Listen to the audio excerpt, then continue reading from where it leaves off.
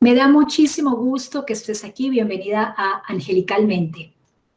Soy Angélica Andrade y en los siguientes minutos te voy a compartir un video con un contenido que espero sea útil para ti, de tipo holístico. El tema lo vas a ver en este instante aquí en pantalla. Corresponde a un fragmento de una de las clases que comparto en los ciclos de formación, clases online en vivo. Y si te llama la atención y quieres integrarte, no dudes en contactarme, te dejo todos mis datos en la caja de comentarios. Y bueno, sin más, comencemos. Muy bien, clase número 3. Entonces te decía, vamos a ver el ciclo experiencial del duelo, las etapas, claridades importantes, y aquí vamos a tener una mirada tripartita. ¿Eso qué significa? Y es, quise integrar la mirada de Elizabeth Kubler-Ross e integrar dos miradas más, dos miradas de dos tanatólogos, y que, digamos, finalmente todo con un mensaje claro, y es que todos convergen en lo mismo. Palabras más, palabras menos, algunos integran más etapas que otros, con una invitación a que no nos casemos con un lineamiento, sino que tengamos como una mirada un poco más amplia y que comprendamos lo fundamental de lo que representa la fase del duelo, las fases o el peregrinaje a través del duelo y cuál es su objetivo. Listo. Entonces, a ver, te decía, tres perspectivas. Entonces, Elizabeth Kubler nos habla de 5 fases, que es importante tanto en cualquiera de las miradas, es que el duelo como tal, no es pasar de un peldaño a otro, no es una escalera que se sube, y uno puede oscilar entre una y otra, y ya después de haber estado en una, devolverse a la primera. O sea, normalmente puede haber oscilación, y eso es perfectamente normal. Esto quiere decir que si estamos experimentando este proceso de adaptación, no nos sintamos frustrados si nos sentimos, entre comillas, que nos devolvemos en una fase anterior. O sea, son estancias, son situaciones, momentos que se pueden vivir en un día. Me refiero a que en un día puedo experimentar sintomatologías de dos fases. Aquí lo esencial es poderlas reconocer, hacernos conscientes si lo vas a utilizar a nivel personal, y de cara como facilitador, de cara al doliente, que también lo comprenda. O sea, es importante que a la persona en algún momento, después de haber hecho el radar y demás, y ya cuando empezamos a acompañarla, poderle explicar esto con esta claridad o con estas palabras simples que estoy intentando transmitírtelas a ti. Es con esa claridad de que no es una carrera, no es algo que se requiera apresurar, no es un tema en que es apropiado y no apropiado hacer determinadas cosas. Es un proceso muy personal, que el reloj, nos olvidamos del reloj, avanzamos a el propio ritmo, abrazamos las emociones, las vemos, las hacemos conscientes y les permitimos expresarse si así queremos hacerlo ese día. Entonces, eso es muy importante. Entonces, ahora sí regreso al tema aquí de esto que llamamos fases o etapas o puntos de experiencia. Entonces, Elizabeth nos habla de una que es la negación, la ira como segunda, tercera la negociación, la cuarta depresión y quinta aceptación. ¿Qué significa la negación?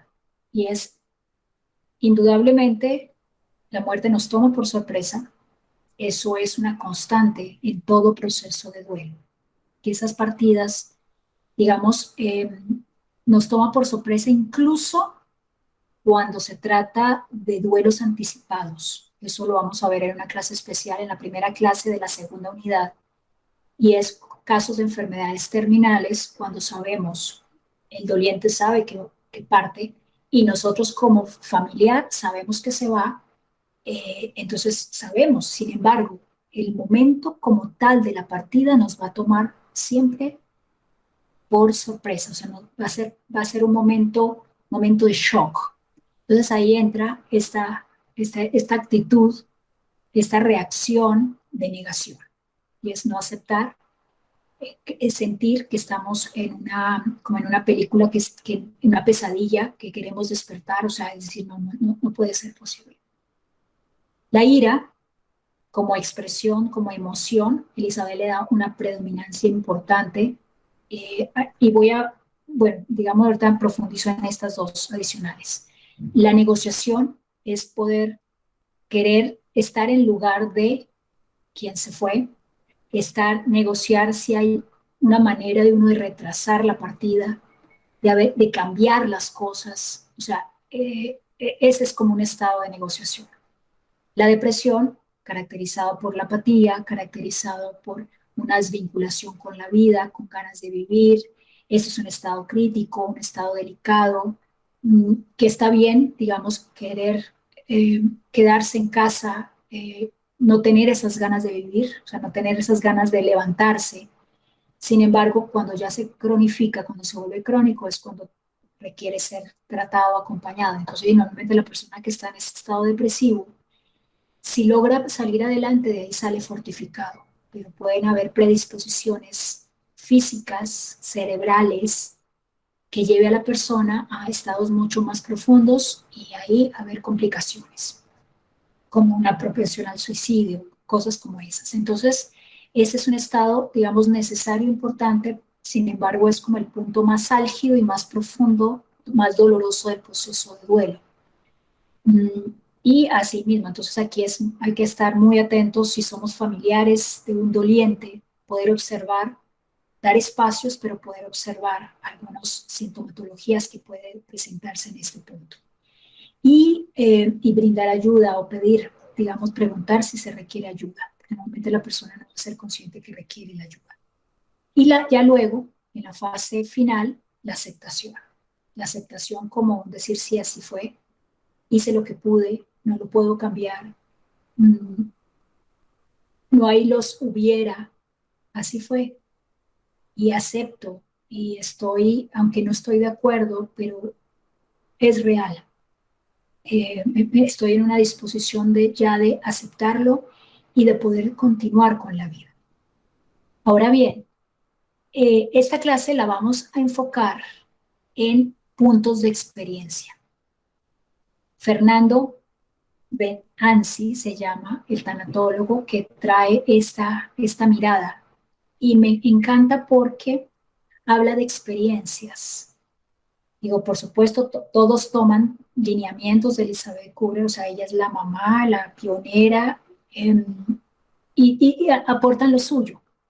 Y hay otra tanatóloga española muy bella que se llama Alba Payás. Ella escribió, entre muchos libros, El mensaje de las lágrimas. Entonces, Alba lo que trae, digamos, integra temas, pero fíjense, por ejemplo, que como etapas trabaja 4: choque, trauma, protección, negación, integración, conexión, que son otras palabras para llamar a la aceptación, y habla uno que me encanta, que se llama crecimiento y transformación. Alba Payás tiene mucho de holístico, medita, tiene como una formación de tipo introspectivo a través de la meditación, a través de preceptos, no sé si budistas, pero sí con un corte muy espiritual. Entonces me encanta. Elizabeth Kubler es psiquiatra, entonces también pionera, que abrió el camino a tener una comprensión distinta, a poderse conectar con lo etéreo, donde en una escuela absolutamente mental, absolutamente científica, o sea, le debemos el que haya roto paradigmas relacionados con la muerte. Entonces, regresando aquí al tema, digo, voy a tomar este concepto de crecimiento y transformación, una etapa que Fernando de Ansi no la toma, porque me parece fundamental contemplar eso también, o sea, contemplar esa experiencia, ese estadio de crecimiento y transformación que es ya digamos que es el punto que da pie, que abre, es como un portal, me gusta considerarlo, a la nueva vida, a la transformación, al reacomodo total de la vida de quien hoy llamamos doliente, pero que en ese momento ha hecho del dolor una maestría. A quien ha hecho del dolor un proceso, un camino que lo ha llevado a reconocer, a conocerse, a tener una conexión interior, a relacionarse de manera distinta con Dios, con la vida, con otros seres, a poder establecer un balance entre lo esencial y lo superfluo. O sea, la persona que inició el proceso de duelo no es la misma quien finaliza. Y la imagen es así como, me encanta la imagen de la oruga. Entonces, quien está en proceso de crecimiento y transformación ya es la mariposa, que tuvo que llevar a cabo un proceso a través del dolor, porque el dolor es inherente y ese es el camino de sanación. Atrevernos, que se atreva el doliente, facilitadores que posibilitemos espacios para que la persona abrace, vea, siente y permita expresar su dolor. Eso es lo que lleva a un proceso de duelo sano. ¿De acuerdo? Entonces, ¿qué vamos a ver como fases? Experiencia de impacto, experiencia de vacío, conciencia de pérdida, experiencia de soledad y retracción, experiencia de construcción y crecimiento y transformación. Ahora, honrando el legado, Elizabeth, estás viendo en pantalla las 5 etapas, digamos, que se establecen y que se conocen de manera muy, digamos, es lo que más se conoce a nivel de etapas en tanatología, las 5 etapas que te acabo de mencionar. ¿De acuerdo? Ahora bien, esto sería, y esta es la propuesta, y para no perder de vista, digamos, aquí el tema, quise integrar la de Elizabeth para decir, mira, la que vamos a ver se llama experiencia de impacto, que lleva a la persona a experimentar la negación. Algunos le llaman la etapa de shock. ¿De acuerdo? Entonces, esta es la experiencia de impacto. Ahora bien, permíteme, espero que estés leyendo, que ya hayas leído el libro de Piedad Bonet, Lo que no tiene nombre, y quise traer un párrafo para ilustrar esta fase, esto que es tan doloroso, que es tan sorpresivo y que nos desvincula con la realidad, nos desvincula como un mecanismo de defensa, por supuesto. O sea, esto es, y bueno, o sea, una situación crítica. Dice así, tu hijo ha muerto y debes empacar una maleta para viajar hasta donde te espera su cadáver. Y lo haces. Alguien te ayuda. Dice, un pantalón negro. Dice, es mejor meter los zapatos en una bolsa. 3 horas hace, 3 horas de un tiempo que ya ha empezado a correr hacia su disolución. Si tú no te has desmayado, no has caído al suelo de rodillas, ni te tambaleas a la orilla del vértigo o la locura, no. Estás, como dicen los manuales sobre el duelo, en estado de shock o embotamiento. Tu dolor, el de los primeros minutos después de la noticia, se ha trocado en fría estupefacción, en pasmo, en una aceptación semejante a la que aparece cuando entramos al quirófano o cuando constatamos que hemos perdido el avión en el que volaríamos a una ciudad lejana. Tú tratas de pensar en medias, en pijamas, en medicinas, y repites en tu cabeza hacia adentro las palabras que acabas de oír, deseando que algo físico te saque del estupor, un ataque de llanto, un repentino acceso de fiebre, una convulsión, algo que venga a destruir esa serenidad que se parece tanto a la mentira, a la muerte misma. Te he empacado una bufanda, dice la voz. Perfecto, gracias.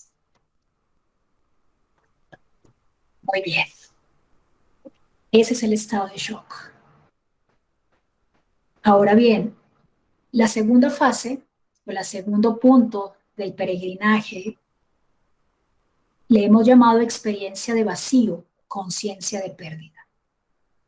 Aquí, ¿qué sucede? Y es que en esta fase de impacto se da, digamos, todo el evento funerario, todos los mensajes, viajar, salir corriendo a organizar temas, se dan todo el tema de los papeleos legales, digamos, todo lo urgente que si la persona falleció en casa hay que hacer un levantamiento, que hay que organizar temas y bueno, toda esa logística, digámoslo así, y que si la persona no está sola, pues debe encargarse, o sea, me refiero a estar en pareja y su pareja fallece y debe encargarse de eso, o sea, hacerlo aparte de estar en estado de shock.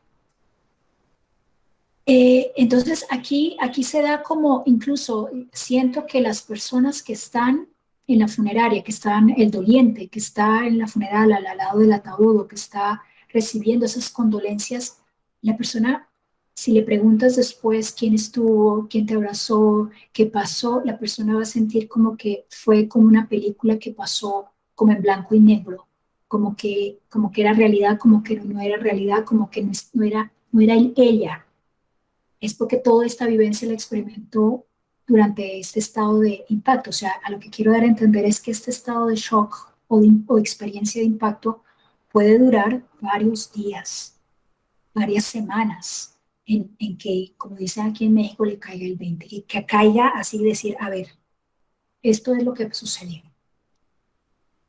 En ese intermedio entre lo que Elizabeth nombra como ira, aquí en este espacio que quise ilustrar está la experiencia de vacío y conciencia de pérdida. Es aquí donde comienza este proceso dolorosísimo que se llama duelo. Porque es tomar en la cotidianidad, es tomar conciencia de la ausencia. Es el regreso a casa, el desocupar las cosas, el recoger cosas. En el caso de nuestro libro, ir al apartamento del hijo, conocer a un hijo que no conocía desde los libros, desde lo que escribía, desde su iPod, todo guardadito, desde su chamarra, de todas sus cosas, de la intimidad de sus cosas, como digo, conocer a un hijo en su espacio. Y entonces es este espacio, es tener conciencia en que ya no está. Y esto puede tardar también, tener un tiempo apropiado, tener un tiempo en que la persona empiece a tomar conciencia y empiece a experimentar que ya no está. Pasa luego, vamos a ir a ver en detalle, tengo varios slides con cada uno de los detalles, aquí te estoy dando como el intro del comparativo entre las etapas de Elizabeth y las que te invito a que recordemos juntos. La ira, la negociación y la depresión lo integramos en una experiencia que se llama de soledad y retracción. Y este es muy, muy importante y es aquí donde normalmente, digamos, entramos en esta fase como facilitadores. Porque aquí la persona apenas está cayendo en cuenta. O sea, todavía no es consciente, no sabe si lo va a poder hacer solita, si con la contención que tiene en casa, en familia, va a poder hacerlo, sino es aquí en este proceso donde entramos nosotros normalmente. Entonces, en esta experiencia de soledad y retracción, surgen emociones como la ira, estados depresivos, la tristeza, la culpa, la subiera, quiere estar sola, se siente aislada, desconectada, eh, se recoge, por eso se llama retracción. Y aquí es, digamos, fundamental poder tener escuchas generosas por parte de la familia, etcétera. O sea, todo lo que hemos visto hasta el momento y lo que vamos a seguir viendo. O sea, acompañamos de manera importante en esta fase, que es una fase la más prolongada y una fase importantísima y dolorosa también. Para luego pasar, entonces Elizabeth lo nombra como la aceptación. Entonces empieza, antes de llegar a la aceptación como tal, como un punto, digamos, cúspide, importante, poco a poco en una experiencia de construcción, de poder, a través de la gratitud, a través del perdón, a partir de la integración, a partir del amor, recordar que los unía, solucionar temas, si quedaron temas por resolver. Digamos, se da poco a poco como un tejido de ir integrando, de ir reconciliándose la persona, el doliente, con la experiencia, con la ausencia e empezar a poder considerar cómo sería una cotidianidad sin la persona que falleció. cómo es una nueva vida, cómo es, sí, una nueva cotidianidad, cómo va armando, qué hacer con los tiempos libres, qué hacer con las rutinas, que poderse conectar con ella y decir qué elijo hacer, qué quiero hacer, me quiero ir de viaje, quiero cambiar de casa, quiero reacomodar las cosas, quiero, o sea, quiero hacer un cambio, etcétera. Entonces ahí es que empieza poco a poco, esto es muy poquito, despacito, a construir, reconstruir, para luego, ya finalmente, digamos, este proceso de aceptación, un poquitín más adelante, entonces ya surge aquí la mariposa transformada, con una conciencia, una perspectiva de vida distinta, con recursos, con una fortaleza inmensa que la lleva a poder elegir hacer algo bueno con su vida en honor de quien ha partido, quien sin culpa, sin culpas, sin remordimientos, sin ataduras, sino solo desde el amor, elige seguir viviendo, elige seguir sonriendo, elige seguir experimentando la vida y recordando, siempre teniendo presente desde el amor, que la persona que se fue vive en su corazón, forma parte de él o de ella, de su experiencia, de su vida, y que independiente y de sus creencias, hay una conexión, sigue existiendo una conexión desde el amor en, en que la persona sigue estando en su corazón por siempre, porque el amor no entiende de muerte y de vida, el amor está presente en los dos estadios. Entonces hay como una paz y una serenidad profunda en este proceso, en esta etapa, en esta experiencia. ¿De acuerdo? Entonces vamos ahora a tener algunos detalles que tal vez no olvidé decírtelos en cada uno de estas etapas. Entonces estamos aquí. Entonces la experiencia de impacto, sentimientos de incredulidad acompañadas de confusión, angustia, agitación, sensación de ahogo, un hueco o vacío en el abdomen, llanto, respiración suspirante o no ausencia o ausencia de llanto, o sea, quedó en shock, frío, totalmente anulado a nivel emocional. Puede experimentar debilidad muscular, temblor incontrolable, mareos y palpitaciones. Y en algunos casos la persona puede perder la conciencia, o sea, se desmaya al recibir la noticia. Entonces esto, digamos, es tan personal como puede ser la heterogeneidad de individuos que habitamos en este planeta, porque esto obedece a una respuesta en la corteza cerebral profunda de orden vegetativo. Entonces, corresponde a instinto como de supervivencia. Entonces, frente a un shock, frente a una noticia súbita, frente a un impacto. Entonces, aquí se puede reaccionar de diferentes maneras. Esto es solo, pues, como, digamos, ilustrativo. Y es absolutamente normal. ¿De acuerdo? Entonces,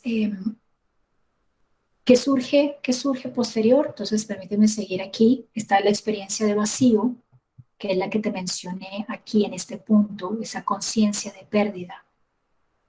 Entonces, comportamiento obsesivo de búsqueda que puede hacer sentir la presencia de la persona ausente.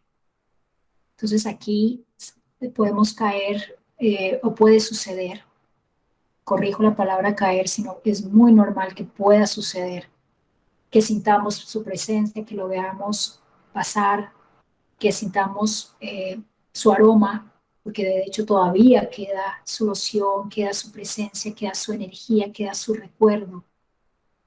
Y no nos estamos volviendo locos. El doliente hay que darle esa claridad, no te estás volviendo loco, es normal, estás entrando a la experiencia de vacío, de poder tomar conciencia de la pérdida. Sensación de impotencia, frustración, puede tener problemas para dormir, sensación constante de miedo incluso miedo a morir o de querer morirse. Aquí, en este punto, puede surgir una pregunta y ¿es apropiada la medicación? ¿Es apropiado que la persona sea acompañada por medicamentos, por fármacos que induzcan el sueño? Y a ver, lo ideal sería recurrir a que nos acompañen elementos naturales, como hierbas, aromaterapia, un masaje, o sea, que sea lo menos invasivo posible. Si ya la situación entra en crisis, solo recordar que sea de manera temporal y que sea medicada de manera apropiada por una persona, pues un médico o un psiquiatra. Si la persona, pues digamos, entra como en un estado crítico de insomnio, recordando que sea temporal, que no se trata, eso sería como lo complementario, que no encuentre en el sueño un mecanismo de evasión y que quiera estar permanentemente dormida para no experimentar el dolor, sino es para qué, para lograr que su cuerpo se restablezca químicamente, se autorregenere, lo que hacen todos los cuerpos cuando dormimos, que acompañe la segregación de serotonina, que es una hormona del bienestar. Entonces, que finalmente dormir es necesario para tener las fuerzas necesarias para poder empezar un nuevo día. Entonces, desde ese lugar, digo, listo, muy bien, una medicación, intentar que sea lo más suave posible para asegurar eso, que la persona descanse y recobre fuerzas, ¿no? Como un mecanismo de vida. Aquí en esta etapa también surge la culpa, real o imaginaria. Entonces aquí este es un gran maestro, esto es un gran desafío. Y esta culpa real o imaginaria es, ¿y si hubiera hecho algo distinto? Y fue culpa mía porque no hice, porque dejé de hacer, porque me moví, porque no llegué a tiempo, porque le dije que no iba. Entonces hay una vinculación con los acontecimientos, ese comportamiento obsesivo también en recrear los momentos anteriores, las circunstancias anteriores a la muerte, si están directamente relacionados con la persona, o sea, si había quedado a ir y le dijo que no iba, o sea, todas estas condiciones que pueden generar agravantes, se le llama eso. Entonces aquí surge la culpa. Entonces, ¿qué es importante y útil para ti? Y es que si acompañamos a una persona en este punto, que normalmente nosotros facilitadores acompañamos a la familia en este punto. O sea, yo te decía, como facilitadores entramos aquí porque aquí es cuando nos contratan, pero a un amigo, a una persona cercana, a un familiar, los acompañamos desde este punto. Digamos, normalmente aquí en este punto de shock no alcanzamos a entrar. Normalmente hay que dejar a la persona que experimente, estar ahí para apoyar y ya te voy a indicar cómo es como lo aconsejable para apoyar en este punto. Digamos, te decía, está muy hiper mega acompañada porque está rodeada de los actos funerarios, todo el mundo está pendiente de ella o de él, pero aquí ya se quedó solo, sola. Entonces, en este punto de vacío es el regresar a casa y notar su ausencia, la vida sin él o ella. Entonces regreso aquí al tema de la culpa. Entonces, ¿para qué es útil este tema? Y es poder invitarla a que, te decía, piense en voz alta, te lo decía en una clase anterior, que piense en voz alta y que pueda expresar, escribir, pintar, reconocer de qué se culpa. O sea, que incluso lo leas entre líneas, en sus frases, en sus comentarios. Y recuerda que no, lo no apropiado es decir, no, no te sientas culpable, no, no fue, no estuvo en tus manos, fue la voluntad, no, no, no, no, o sea, es llevarla a que indague, a que hable de su culpa y que en lo posible exprese y llore, ahí está el mensaje de las lágrimas, y que pueda pensar en voz alta llorando y permitiendo ver a la culpa cara a cara sin forzar. Ese, cuando te digo ver a la culpa cara a cara, lo hacemos todos cuando elegimos conectarnos con nuestro corazón y sentir eso tan doloroso en este caso, la culpa carcome, tan ácido, tan duro que es el sentimiento de culpa. Porque ese sentimiento de culpa es como si fuera una sombra negra que nos acompaña. Entonces, eh, que no podemos dormir por el sentimiento de culpa, la cargamos a todos lados, nos habla al oído. Entonces, estoy hablando de la culpa en general. Entonces, imagínate la culpa asociada a un evento y que realmente puede haber cierta, digamos, lo que quiero entender aquí es real o imaginaria, y las dos son igual de ácidas, igual de dolorosas, hacen igual de daño, porque listo, la culpa real tiene que ver con que pudieron haber existido situaciones, temas sin resolver, les llamamos a eso desde tanatología, que lleva a experimentar a la persona esa culpa, digamos, el sentirse responsable de. Pero hay muchísimas imaginarias, pero vuelve y juega, las dos juegan de la misma manera. Entonces, aquí este tema de si hubiera, la misma recomendación es permitir que la persona hable, piense en voz alta y explore y lo diga y llore y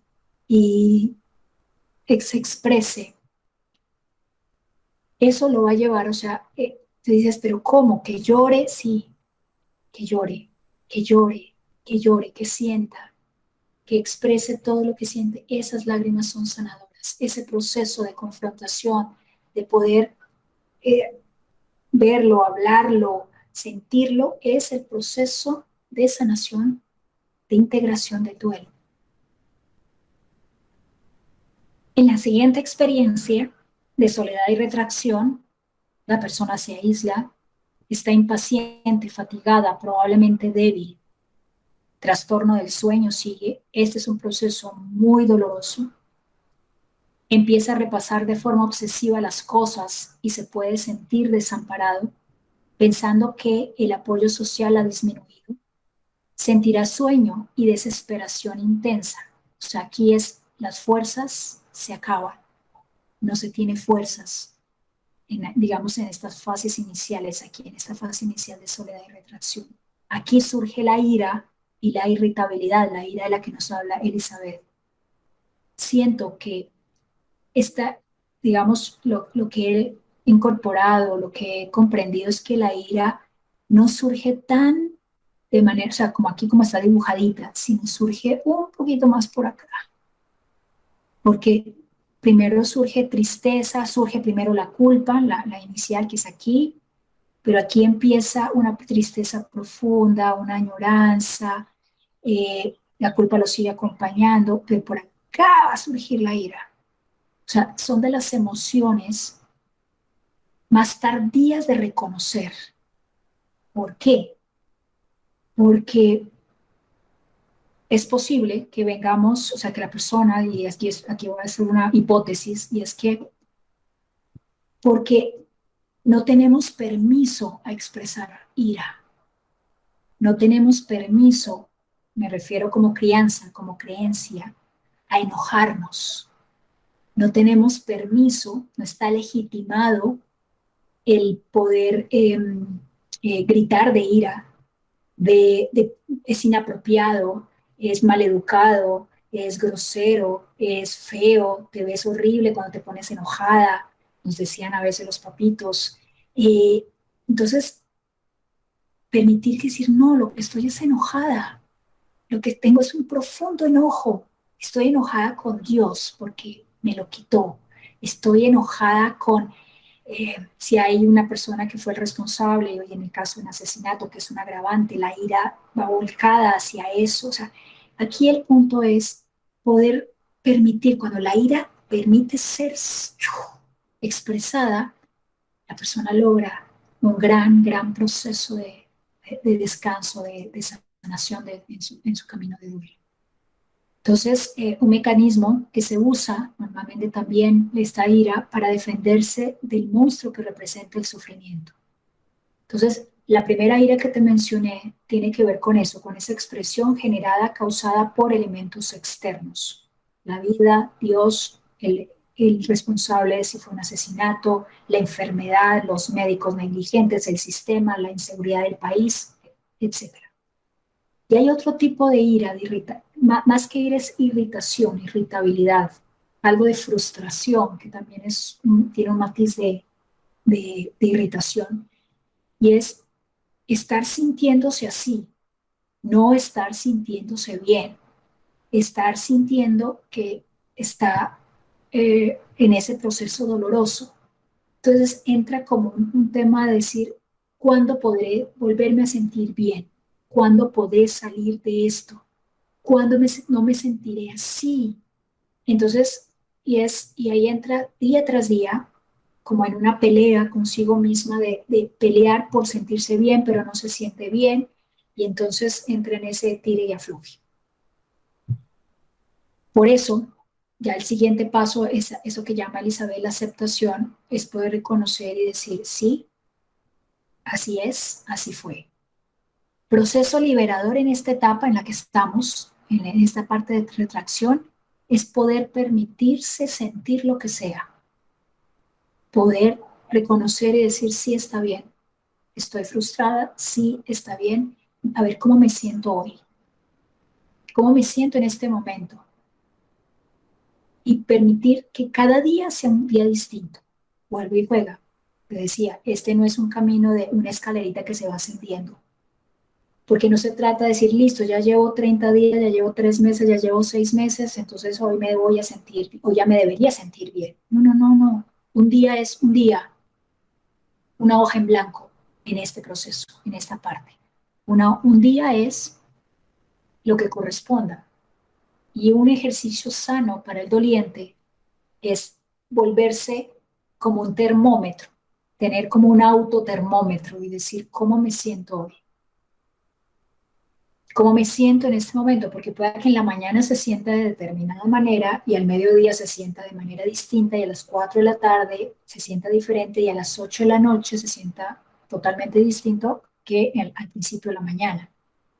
¿Por qué? Porque somos unas solitas, somos así, somos cíclicos y las mujeres todavía más. En este proceso todos nos volvemos cíclicos en ondas emocionales que oscilan entre la tristeza, la culpa, el enojo, la frustración, el miedo. Entonces es como permitir que haya toda esta fluctuación y decir, sí, me siento así, y que cuando se sienta, si le dio ganas de llorar, llore. Inapropiado, mamá, no llores, no, déjala. O sea, y uno mismo, decir, me dio ganas de llorar, me sentí enojado, me sentí triste, es más, no me siento bien, sin necesidad, sin esforzarse por etiquetar o identificar cómo se siente. Esto es para ti que eres consciente o si quieres como conectarte con la inteligencia emocional, decir, a ver, ¿cómo me siento? Pero el doliente es, si le dieron ganas de llorar, que llore, a la hora que sea, en el momento que sea. Ay, que no, qué pena con cero. Está en ese proceso y puede hacerlo, que se dé el permiso de hacerlo a sí mismo, ¿de acuerdo? Entonces, esa es esta etapa de experiencia de soledad y de retracción. Etapa de construcción. Entonces, en esta etapa de construcción se deja partir e iniciar nuevas relaciones. Representa la ocasión de ir al interior de sí mismo y de descubrir recursos profundos. Sonríe, gusta arreglarse, le gusta verse bien, cuida de su salud e imagen. El doliente está listo para perdonar y pedir perdón. Resolver y transitar al nuevo modelo de vida que ha construido durante el proceso de duelo.